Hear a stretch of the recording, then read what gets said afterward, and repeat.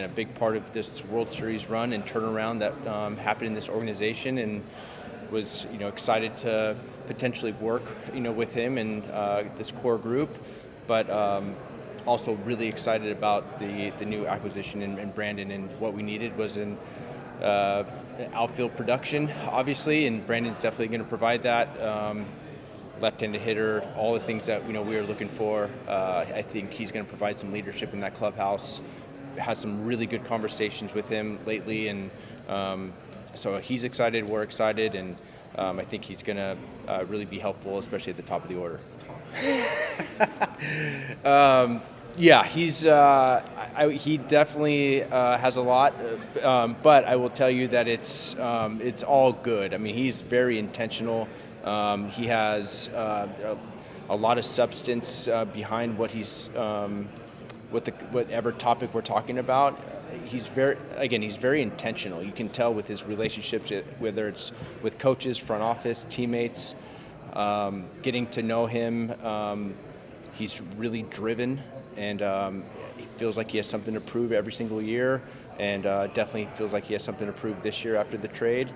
But you have to understand how it was a lot for him. I mean, he grew up in an organization that's the only one he knew as a 17-year-old kid, to now where his family grew up, and to make a change was not an easy decision, but very grateful that he made it, and part of what we're trying to do here. Not having been in the clubhouse a ton, I can't really answer that question. I know that they've won with that crew before. They just haven't in the last couple years, so I don't know. I think there's a couple things that are needed for us to win. I think he's definitely a big part of that equation. But as far as like the clubhouse dynamic and all that, I can't really answer that because I wasn't obviously in there to give you like that clear-cut answer. But I do know that he's definitely a positive part of the clubhouse culture that we're trying to create. So you get him, you're hoping to have Carter healthy longer. What have you thought about how you align that outfield? There's been conversation with the front office and our coaching staff. I can't tell you exactly what it's going to look like. There's definitely been conversation with Wyatt in center field. There's definitely been conversation with Nimmo on both corners. There's been conversation. Obviously, Carter can play in elite center field. So we're trying to figure all of that out right now, and trying to keep guys healthy on the field every day as well. I think Wyatt can play all three outfield positions, and I think he can win a Gold Glove in all three outfield positions. I think he's that elite. I also think Carter is a Gold Glove center fielder. So do I think he can play the corners? Absolutely. So I know Brandon's played a lot of left field. We've talked about him playing in right field as well.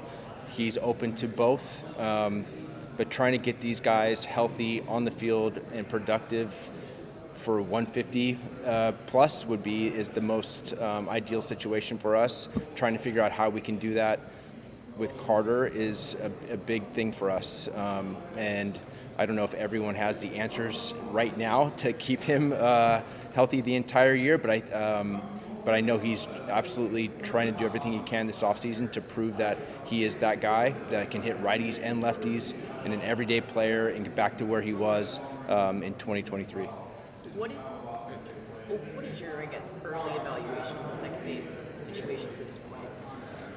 I think there's a couple guys that are going to do whatever they can to take a hold of that position in spring training and try to win it and not look back. And I think having conversations with Josh Smith, he is motivated to show that he's not only just a first half guy, but he's a second half really productive player as well, and doing what he can this offseason to get his body in a place where it can sustain 162 games. And I also think there was a mental aspect to it as well. I don't think it's always physical with these guys. When there's these kind of second half funks or a couple, late season funks, I think there's some guys, and I'm not saying this is Josh at all, but some guys do want to chase that number at the end.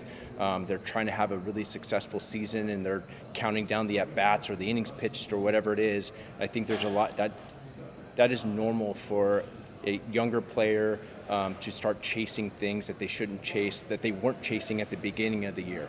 And I think they were just playing baseball and trying to figure out how to win games. And I think so sometimes that can creep into younger guys' minds as well. But going back to your previous question, I think Smith is in the mix. Obviously, I think he's going to have a really good shot at it. I think Duran's going to have a shot at it. Freeman's going to have a shot at it.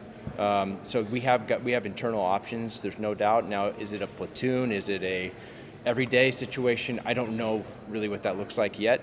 But I do think we have some really good options there, and it's going to be fun to see in spring where they how they come in the off season, and who really is hungry for that position and doesn't want to let it go. With Josh, you mentioned this year. Do you think that makes an impact in how a guy carries over the course of 116 games? Potentially, but you've seen some really good players do it, right? Jake Cronenworth, Brendan Donovan, Tommy Edmonds, Ollie Marmol's in this. Hey, Ollie. So I think there's guys that he can look to see that there's been some really successful winning baseball players that are flexible and can play all over the place and also keep their body healthy and be super productive. I think Josh Smith is definitely in that mold of like, I can play everywhere, I can put together a really good at bat, I'm not a defensive liability anywhere. Is there something to playing one position every day? I'm sure that's easy to just know I'm playing one position and I'm going to hit somewhere in the order around, this slot and here we go, plug and play type of thing. But that's not everybody. Those are unicorns, right? So I think he has that ability, but I also think he has the ability to play all over the place and still be super productive. Back to Evan. You just have to rip the Band-Aid off and let him play every day, or is it something you'd be selective against lefties for him? In my opinion, in this league, you earn your stripes. So I think you have to give them opportunity to earn your stripes. And so I think there's elite lefties, ace type of lefties in the league that are challenging for lefties and righties, and then there's some lefties that you feel really comfortable about, letting them hit against, whether it's a starter or maybe a middle reliever.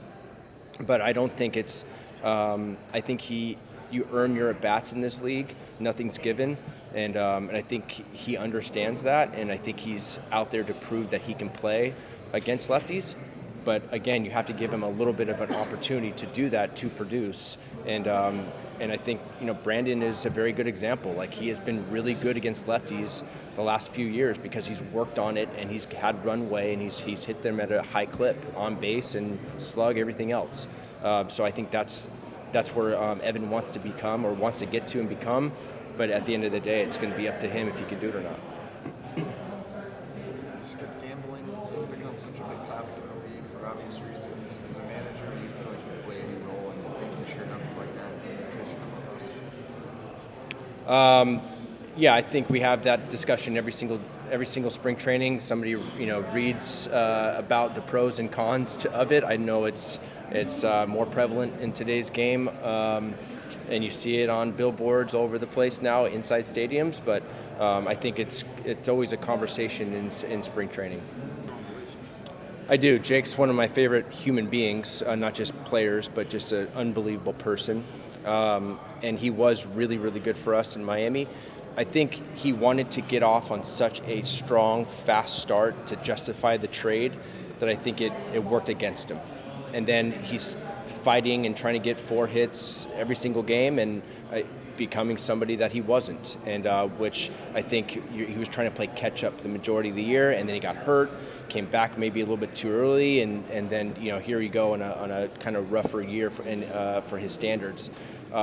We have a lot of guys that are motivated this offseason because of what happened last year, and Jake is one of them. So a lot of these guys are hitting a lot of. You're going to hear this probably from everybody. The cliche, best shape of my life, feels so great going into spring training. I think there's a lot of our guys that are probably going to say that because they are super motivated from what happened last year, especially on the offensive side. And Jake will tell you that he's not happy what happened last year, and he had a wrist surgery. He had oblique issues. I mean, he had some hamstring or quad, something that happened as well. So he had a rough. He's a tough kid. Tried to play through a lot of this thing to try to play catch up, and I think it caught up to him for the majority of the year. But I'm looking for a big year out of Jake. Anything that you said in your conversations that stuck out? I'm assuming you guys have talked since the end of the season. Yeah. Is there anything that's Well, yeah, like I just said, he's already hitting. And that was after wrist surgery. So he had to take some time off. And I think when you're injured, you have time to reflect on some things that happened. And like I told you a little earlier, is he was trying to do too much too early to justify some stuff. And I think he can just go out and be himself and just play baseball. I think he's going to be just fine because he's a smart kid, hard worker. He's a guy that you don't have to worry about and babysit at all. He's a pro, and I think he's looking to get back to having another big year for himself and for us. Earlier this offseason, This is the last one. Michael, go ahead. earlier this offseason, you said you wanted to make the lineup less predictable. Looking at what you have right now, what gives you the confidence to say that you can achieve that heading into spring training? Yeah, I just think there's different ways that the game will tell you to win the game that day. And so if you are predictable where it's just home run and slug or nothing, you're in trouble. You're going to have these peaks and valleys. The last thing that we want to have are these peaks and valleys. We want to have guys that can play the small game. We want guys that can slug, and I think we're achieving that with some of the off-season moves that we're doing, and trying to continue to build like a complete offensive roster and not just a one type of way to win type of roster. And I think the coaching staff is bought in on that as well. The new guys that we've brought in believe in that, and I think that's a big deal. But if you get the buy-in from your leaders on that roster, I think that's when it goes a long way. And so far, we've trying to acquire the best guys that can achieve that for the 2026 season. Okay, thank you.